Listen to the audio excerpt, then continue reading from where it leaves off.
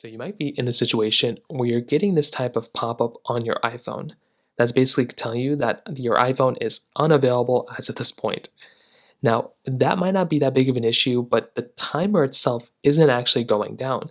Meaning you're going through and the timer that you're going through, it's not really even going down from what from what it was saying. Now, number one, if you are continuously going through and still typing in your the passcode and you're trying to log in after every minute, it's only going to go up and up. So just keep that in mind. Now, if it says something like an hour or 2 hours to 3 hours, if you wait an hour, right, and it goes down another hour, then that's probably fine. But if it goes down if it's an hour and you waited 10 minutes and it's still saying an hour, it may have been a little bit over an hour and it just rounded up. So it might still be fine, but that might be one thing that you might want to try doing here for the most part. So what you can try doing is going through and try restarting your iPhone. So hold the volume up button and the side button until your phone gets into this panel. And what you're going to want to do is basically just slide to power off.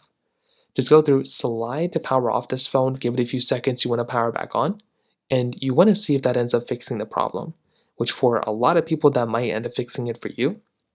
So just kind of restart your phone and you want to see if that ends up fixing it. If that's still not working, you might want to just try seeing and noticing if this time is going down after a longer period of time. Because if it's still not going out, you might have to go and factory reset your phone. But before you do that, I would even recommend taking it to the Apple Store. So just wait a couple of minutes, see what it looks like. If it's finally going down after 10, 15, 20 minutes, then that means it's probably going to go down.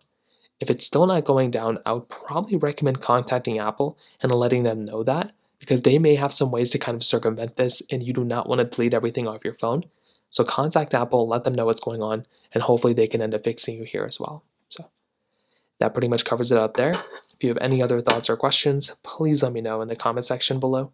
Hit the like button, that would mean so much, but definitely hit that subscribe button. More importantly than everything else, I love every single one of you guys. Hopefully I'll catch you guys in the next video. Peace out till then.